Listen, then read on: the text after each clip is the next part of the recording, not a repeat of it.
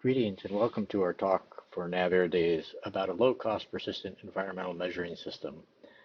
My name is Dr. Fritz Starr. I'm the Chief Technology Officer for MRV Systems, and I'm here today with our Director of Programs, Mr. Christian Saracen. And we're going to talk about the Alamo 2, which is our response to this particular topic for NavAir. Our company is relatively small. MRV Systems is just over 10 years old, started in 2010 as an outgrowth of the Scripps Institution of Oceanography's Argo program. So they developed something called the Solo 2 float for that program, and we fabricate that along with other models shown here on the right-hand side. Roughly about 350 floats a year of these 4 different models. So we're basically a manufacturing business that is a major supplier to the International Argo program. This is an effort by about 35 different countries that keeps roughly 4,000 of these floats out in the world's oceans that take profiles every 10 days from 2,000 meters to the surface. To date, there have been more than 2 million such profiles taken, and like I say, it's a large international effort. We fabricate roughly 350 of these floats a year. Our manufacturing facilities in Illinois, our headquarters, financial headquarters, and original location is in San Diego, California, and our research and development group is in Seattle, Washington, where Christian and I are located. We not only do the production for agencies and academic institutions and the Navy, NavOceano is one of our bigger customers, but we also do research and development projects for a variety of folks.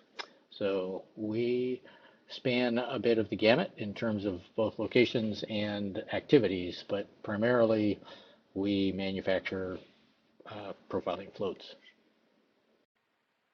As we see it, the major challenge for the Navy, or one of the major challenges for the Navy, is to be able to deploy sensor systems from platforms of their choice, including helicopters such as the one shown here, and get data back from the ocean over a period of time. So the persistence is one of the features of our products. They are launched once, and some of them actually continue to profile for as much as 8 or 9 years. In this particular case, the Navy is really looking for something that's going to profile rapidly through the water column and back, and do that for weeks or months in order to really understand the ocean environment and how it's evolving. In order to do that most efficiently, it really needs to fit into the A-size sonobuoy launch canister, so it is capable of being launched from a multitude of different maritime patrol aircraft. The operational needs, as we see them, are to create a profiling system that's rugged enough to be launched through the sonobuoy launch canister system and can take profiles of temperature, pressure, salinity, as well as the optical diffuse attenuation coefficient at a particular wavelength and ambient acoustic noise at a particular frequency, down to about 1,000 feet or 1,500 feet.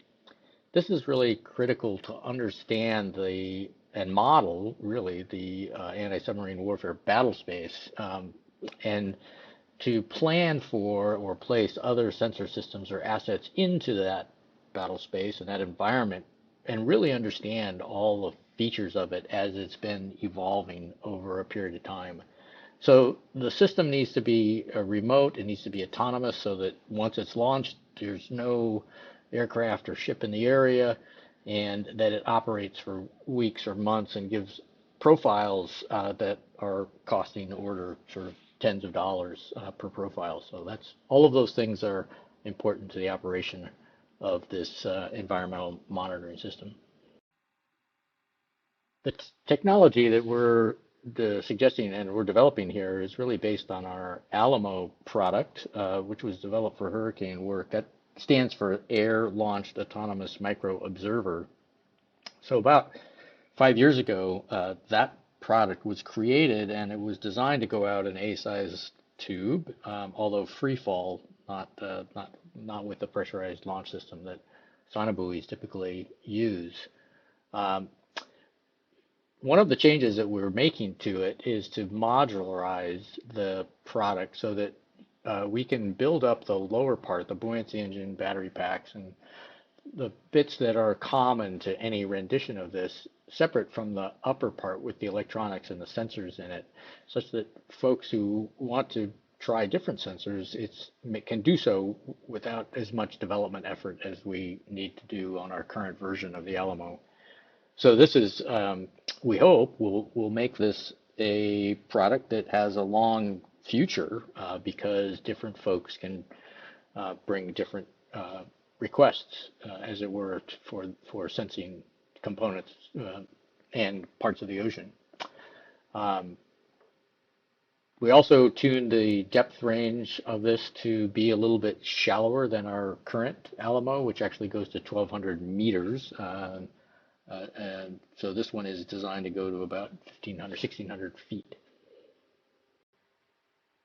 Our current status on this phase two effort is that we're in the middle of our second year with a projected completion date at the late November, in which we'll deliver 4 prototypes. There is an option year penciled in thereafter for doing a lot more testing with those prototypes. Um, the effort is not yet a part of a program of record. It would be great to become one if you know of one that you think this would fit into really nicely. This slide, of course, was written quite a while ago, so our progress is further along. We've actually pressure tested our hulls. We've got electronics on the bench that we're getting tested. We've got the acoustic system in hand and arranging in-water tests of that. The optical sensor system is in construction now at our sensor manufacturer. So we really believe we're going to be able to pull this all together into the package and get it in the water and do some testing before delivery. Um, we're eager and we believe we're on track here. One of the great features and advantages that I've already alluded to is that the Alamo, once it's launched, will just keep going. This plot on the right is output from one of our current versions of the Alamo that was launched in front of a hurricane. And you can sort of see the passage of the hurricane in that little bit on the left of this plot in the early days. But after that went by, they ran it a bit deeper and kept it going for another 200 plus days, so almost 500 profiles over initially the hurricane season, but then through the winter, right? So it kept going all the way into March last year. And it's that launch once and get hundreds of profiles that we think is really going to make an impact on understanding the ocean battle space and really significantly improving models of that as well as acoustic models if you have the ambient noise profiles and optical models if you bring back diffuse attenuation coefficient. So you can combine all those things together and get this really much improved picture of that upper ocean um, region in terms of all these different parameters from one profiler launched once and just running back and forth. This particular one probably was doing about 18 to 20 profiles a day in that time period, and it basically ran to the end of its lithium batteries. So in order to get the cost per profile down to something less than sort of $50, it is going to take moving forward with lithium batteries, which these particular prototypes will not have. This is the first of a couple slides about transition to the fleet. We will be delivering 4 units, as I mentioned, that have alkaline batteries in them. That's quite intentional so that those units can be tested from any platform. But eventually, one of the key things to bringing the cost per profile down and really longevity of the float is to get a lithium battery pack in there. We'll use a lithium primary pack, and that will need to go through the Navy battery safety testing program, and that will be an effort that needs to be pulled by one of the programs within the Navy. Um, in addition to that, the other major hurdle we'll need to go through, kind of the obvious one, is basic flight testing for certification on various aircraft in sonobuoy launch canister systems. Again, an effort that will need to be pulled by a group within the Navy, but PMA 264 is certainly positioned well to conduct that, as well as PMA 290 or 299. So timeline for getting these widely distributed on those platforms really is dependent on the flight testing and the and improving the batteries with some safety testing. This second slide on transition addresses one other aspect that I didn't mention before, besides the air certification and the lithium battery safety testing, and that is our scale of production. Our factory right now could definitely make these in sort of order tens to hundreds, maybe even up to 1,000 a year if we add some people and some space. But if we have to go by an order of magnitude above that, or even 2 orders of magnitude, would be very interesting. We're probably going to need to partner with an outfit that really sort of understands high volume production like sonobuoys are right now, very high volume. So that is something to be considered if this thing really takes off and goes, which we hope it will.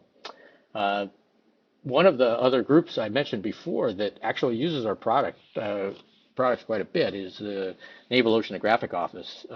They purchase Alto floats from us and our S2A floats, or S2Xs actually, that they deploy off of ships and out of aircraft, just in boxes with parachutes on them.